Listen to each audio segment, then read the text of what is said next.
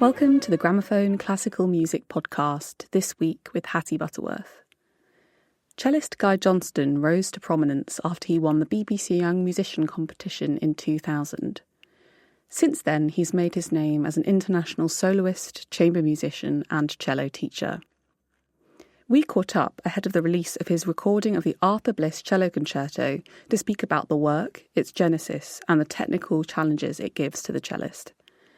We also speak about Guy's recent return to the UK, having spent 6 years living in New York State, as well as his plans for upcoming commissions and recording collaborations. Today, I am joined with the cellist Guy Johnston to talk about his new recording of Arthur Bliss's Cello Concerto, which is out today on Onyx Classics with Andrew Manze and the RLPO. Good morning, Guy. Thank you so much for joining us on the Gramophone podcast. How's it all going? Good morning, Hattie. Yeah, all's good, thank you. I'm very happy to be here chatting with you. Wonderful. Well, this recording kind of starts a very exciting period for you of commissions, performances, collaborations. It feels like it's a very fruitfully artistic time in your life. Is that how it's feeling, or is it feeling also a bit sort of stressful looking at all these looming projects? Yeah, I mean, it's sort of been in the making 2 years ago when I knew I was going to be returning from the States, where I was teaching at the Eastman School of Music for 6 years. I actually started speaking to an amazing lady who was kind of a consultant, had done everything in the music business.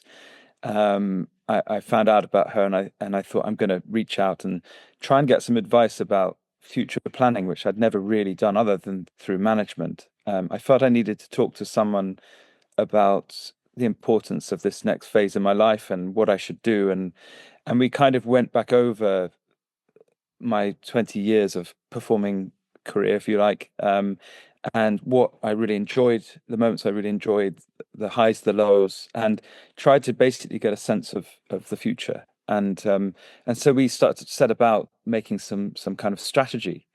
And so when I came back to England a year ago, I already had a sense with my management and of where I wanted to be headed, which gave a real focus. And I think I've always had the kind of mantra at the back of my head that you've got to work hard and get lucky. And my mum was always like, you've got to, only you can make it happen, sort of thing. It's not just going to come to you.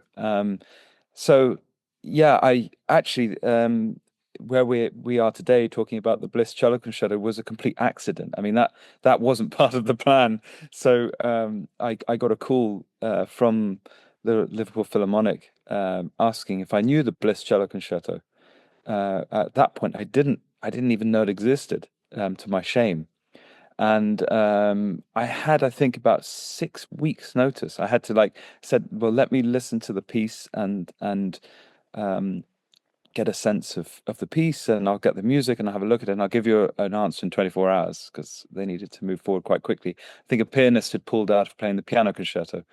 And so they thought, well, we've got to keep Bliss in the program. Got back to them, I said, I've got to do this. And obviously, having just returned to England, I was saying yes to everything. So so the Bliss was a complete accident, not part of the grand plan, but thrilled to have had the opportunity to get to know this piece.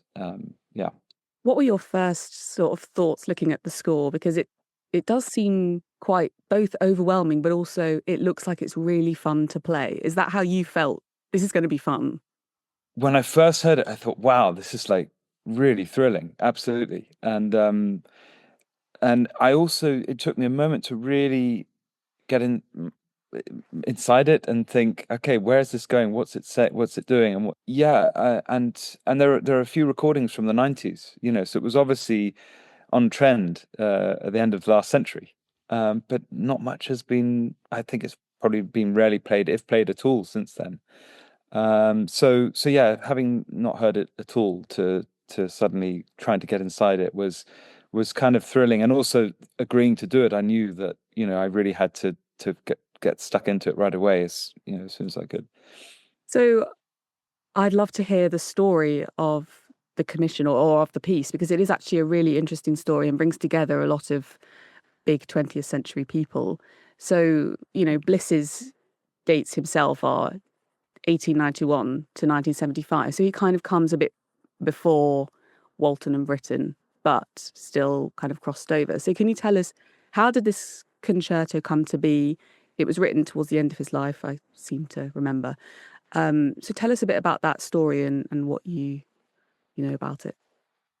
Yeah, well, I've actually got his own writing here about what he says, in very short. I'll just read it out. He says, "I've always wanted to write some music for solo cello and orchestra ever since as a young man I played through the classic repertoire for the instrument with my cellist brother Howard. But it's only now that the decisive impulse has come as a result of a suggestion from Mstislav Rostropovich.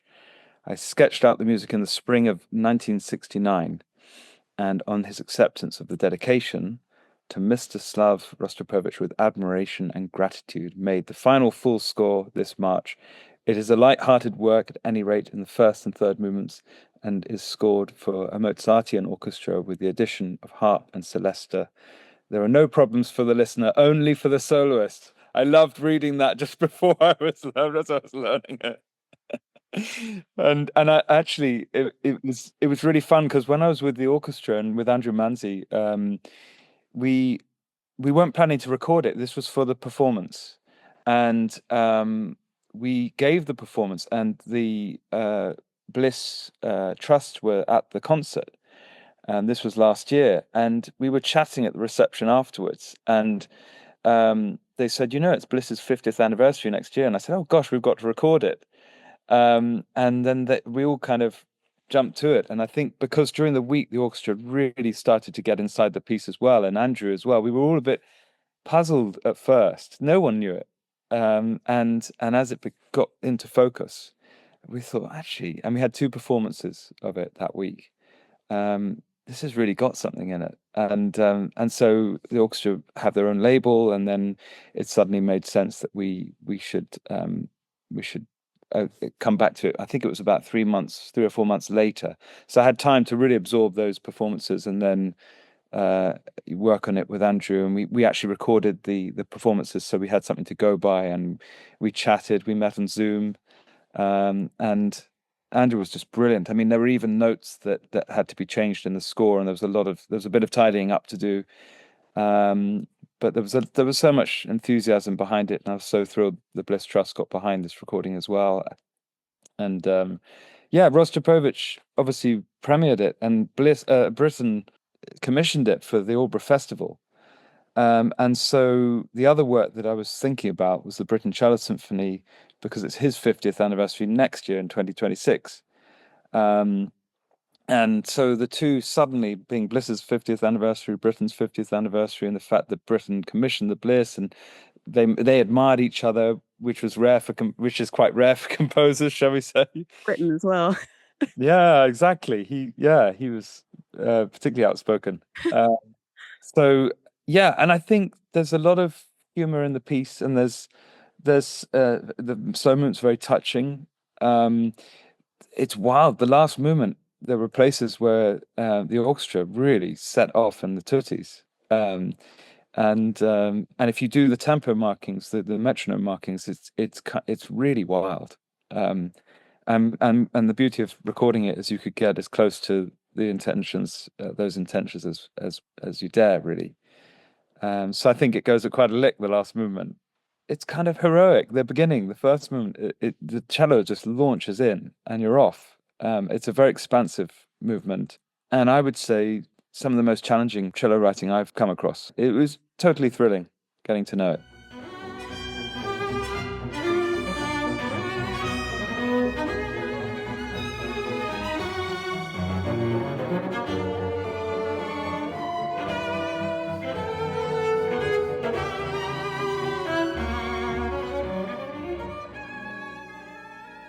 It looks like, I mean, the first movement especially, it's kind of both terrifying, but there also seem to be these intervals that you play really beautifully in tune. It's quite kind of, what's the word? It doesn't have a kind of obvious tonal center. He likes his dodgy intervals. Absolutely. The tonality and the phrase structure is not always clear.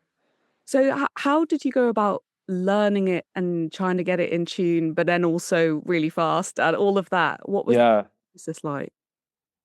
absolutely. Well, I did my best, and I had the piano score, I had the orchestral score, so I was trying to imagine the colors and the sonorities in the orchestra. I didn't want to listen to those recordings that I'd listened to initially, although I was completely loving the Arthur Norris recording, which was a cellist I'd forgotten about, and it's an absolutely fantastic recording. I went to the piano and played harmonies. I then got a pianist so that we ran it quite a number of times together. And then we did it on Zoom with Andrew, and he said, he's actually said, you're not, it's not going to be that liberal with the orchestra. And I said, well, of course, I've got to be more disciplined, and I did a lot of metronome work because it was just one of those things. I knew we had very little time before the first performances. So, yeah, it really did take a while to absorb, but I would say that it really started going through my system, my head, when you're sort of lying, going to sleep at night, and it sort of starts coming to you. And I would say I pretty much had it by memory in time for the recording, although I used the music. It just grabbed me, the piece, really, it really did. So yeah, that I would say that just being able to play harmonies and then go to the cello and keep those harmonies in my inner ear whilst I was practicing was helpful. And then having a rehearsal pianist before getting with orchestra, yeah. You have been someone that has worked in the past on sort of English cello music and often music that's lesser known, like the Howells a few years ago, and then some works by Vaughan Williams and Halls before that. Where has this interest in English cello music come from, or is it something you feel you just happened, or have you always had quite a strong interest in it? Yeah, I think it's something that has sort of grown. It's just sort of happened and that way, and maybe then I've become a little bit associated with recording English or performing English works. Yeah, it's part of my plan. I mean, the PR people are calling it the Cello Odyssey, British Cello Odyssey, over the next couple of years, where we're going through quite a number of British works, including the Taverner, Protecting Veil, Walton Cello Concerto, the Bliss and the Britten. And also a new cello concerto that's being written for me by Joseph Phibbs.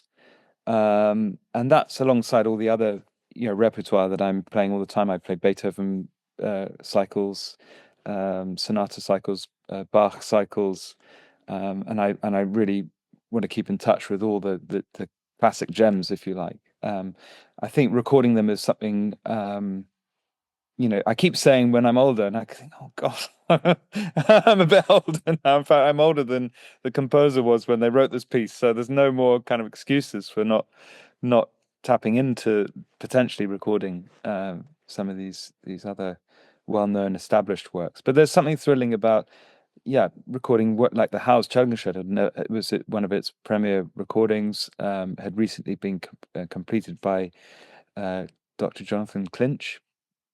And that was very, very exciting because actually Stephen Islis handed me the score at Taverner's Memorial in Westminster Abbey. He was standing with Marek, who then was the director of Cheltenham Festival.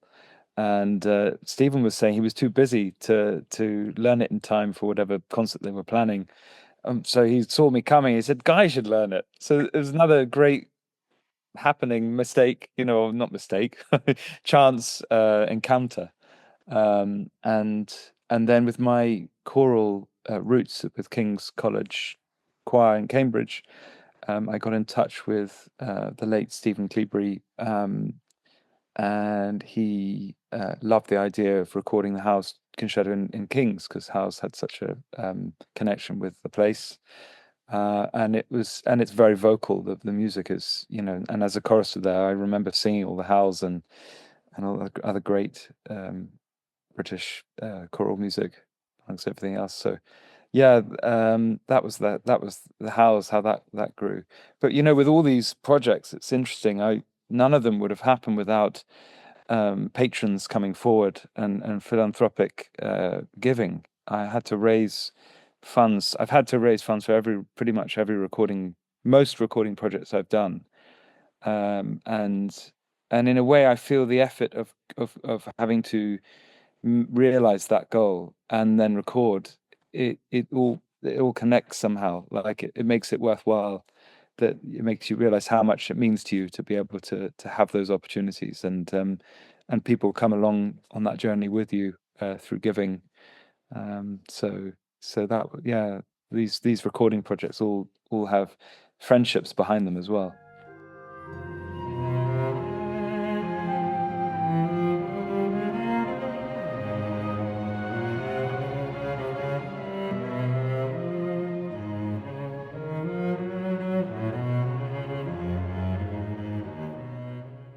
And you mentioned you'd spent the last, was it 6 years in Rochester or more time than that?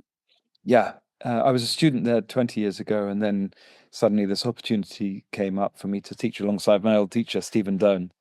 And I just got married, and my wife and I were just like, well, maybe we should just live abroad for a bit and let's try it out. And of course, that was just before COVID, and then COVID happened, and we had a couple of interrupted years of our travel plans. But we made the most of it. It was an adventure, and I got very fond of the students I was working with, and I used the opportunity to actually delve into cello more than ever in terms of technique and history, and um, really trying to find my own approach. It was very weird because I had my old teacher down the corridor, and he was sort of he sits on my shoulder, and I yet had to find my own way of method of teaching. And for me to do that, I had to go through all the various different manuals and really try and absorb a lot of material so that I could find my own style in a way. And I felt I needed that time um, to get closer to my own voice. And yeah, it was not time wasted at all. And teaching, you learn a lot about yourself, but you just get such a thrill out of helping others and seeing the way. It's very gratifying to see the way that they evolve over 4 years and what influence you can have on their development. So yeah, having been there 20 years previously with dreams to go into the world, and then to come back and teach there, giving other people, helping their dreams come in to fruition, was slightly surreal, but I think it was sort of meant to be in a funny sort of way. And now you mentioned at the beginning, these projects and all the things that are ahead of me. I feel like it's like the first time when I was a student coming back and getting into the real world of performing was one thing, but this feels like take two. I've had that experience. I've now had the experience of working deeply with these musicians and going really into pedagogy, and now coming back and feeling like I'm in a place more grounded and more ready in a way to, or if you're ever ready, I don't know if you're ever ready, but like more experience to know what I want to say more than I perhaps was 20 years ago. Do you do much performing out there, or was it definitely more a time of sort of contemplation and teaching? Yeah, I was definitely making connections out there, and I had some performance opportunities, but I was also keeping one foot in the UK because I knew that there was a chance we'd move back. So I was doing quite a number of performances, and I think that the extraordinary turning point was coming out of COVID. We just had our baby, Jaquetta, and 2 weeks later, I had to get to the UK to actually do a performance of the House Concerto with the Philharmonia in the Three Choirs Festival. I had a Wigmore Hall concert with Melvin Tan, and I suddenly was standing in for Sol Gabetta, who had to pull out of a prom. And so I was doing a Saint-Saëns cello concerto at the proms. I had a Bach six-suite cycle.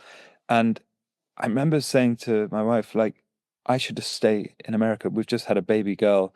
This is crazy. I don't want to go. I want to be here. And she was like, you have to go.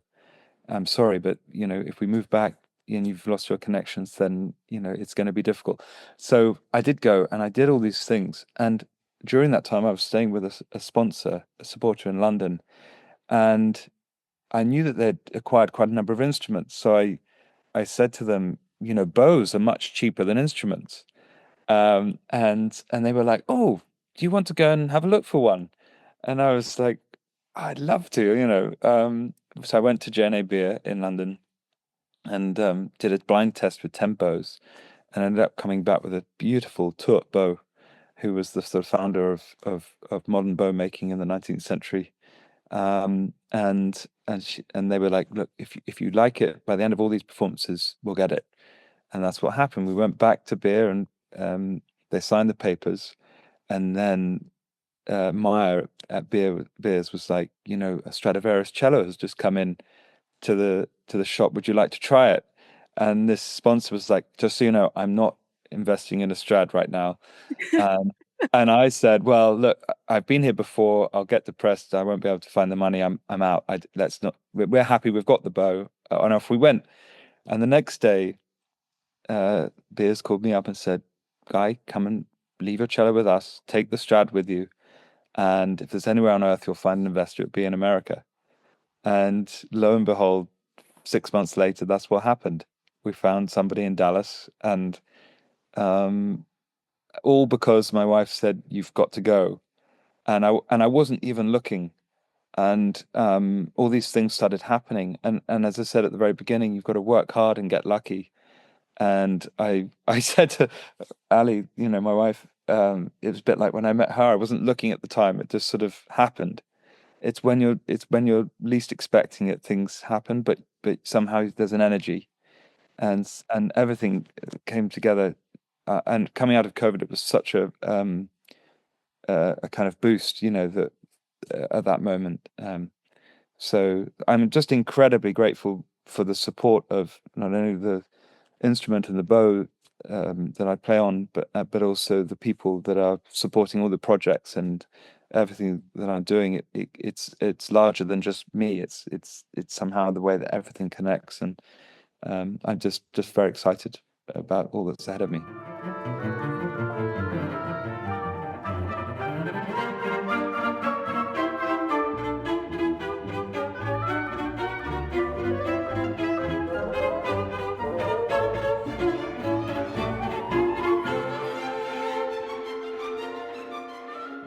Does it feel right for your kind of big project first back in the UK to be English music? Does there feel like a sort of freshness there of being back and this being the project? Absolutely, yeah, because the roots. Yeah, thank you for reminding me about that. Yeah, because there's no question I was missing home, although we were coming back in break times. There was a feeling in one's gut that just something was missing, and family is very important to me, and we're living in rural Dorset at the moment, and actually one of the recordings that I'll be doing is with the Bournemouth Symphony, and that recording is going to include the Barber cello concerto. So I thought to have something American and English would be a nice fitting combination to maybe talk a little bit about the experiences on both sides of the pond. Yeah. And you're also going back to your post at the academy, teaching cello. Is teaching, do you think, always going to be part of your life? And what do you like about it? Yeah, absolutely. I don't think in quite the capacity. I had 16 students in America, so I'll only have a much reduced class in London. But having taught at the Royal Academy before I went to America, it's wonderful to kind of come back full circle. And these kind of roots are important, I think, with all the projects and things that I'm doing personally. To come back to giving back to future generations is really important. And I was also given this role recently of president of the European String Teachers Association, which has put me in contact with quite a number of teachers, and it's something that really interests me. My parents were both teachers, had their own music school. I think there's something inside me that I can't avoid. And as part of that, they've started a course for teachers in pedagogy. So I've just done my first year of the PGCE, and graduated with a first.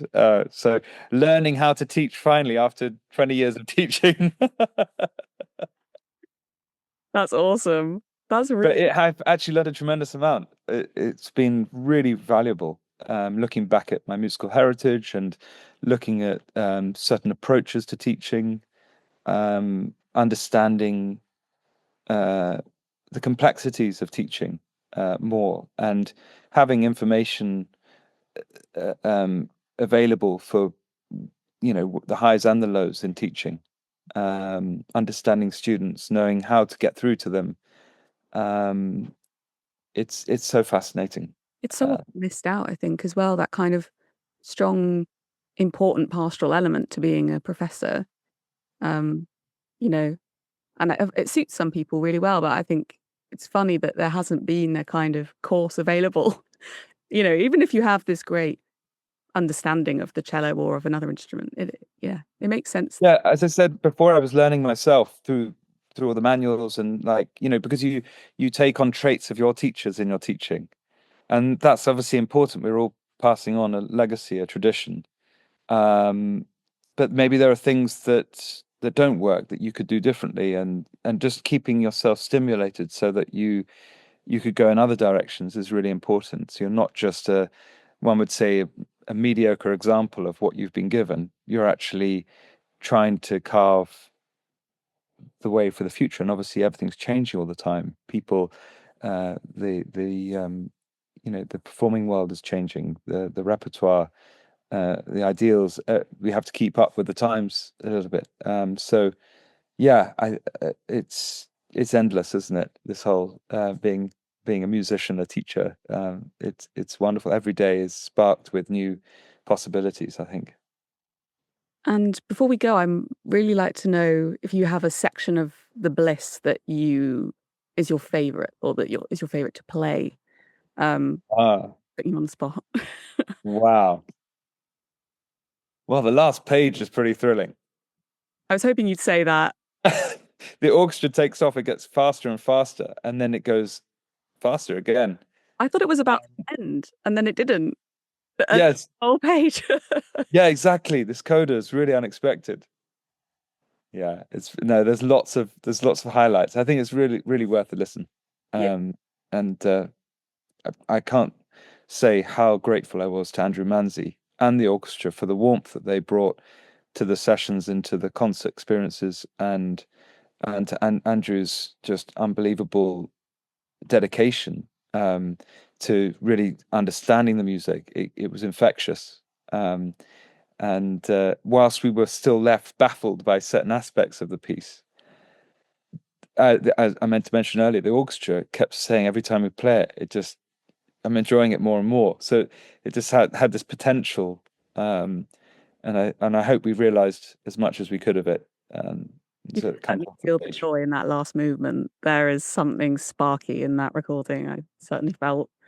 But Guy, welcome home. It's so nice that you're back. I'm sure a lot of people feel that.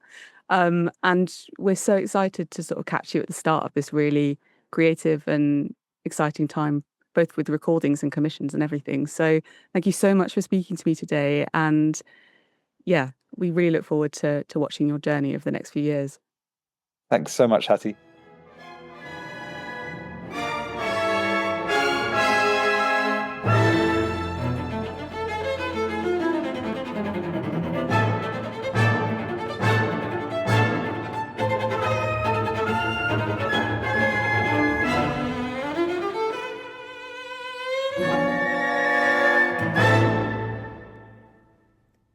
That was the last movement of the Arthur Bliss Cello Concerto, performed by Guy Johnston and the Royal Liverpool Philharmonic Orchestra, conducted by Andrew Manze, which is out now on Onyx Classics. Thank you for listening to the Gramophone Classical Music Podcast. If you've enjoyed this episode and want to discover more features, interviews, and recording reviews, consider taking out a subscription. Gramophone podcast listeners have an exclusive offer available for 20% off any subscription package if you enter the code podcast20 at the checkout. Follow us on social media at Gramophone Magazine and join us next week for another Gramophone podcast.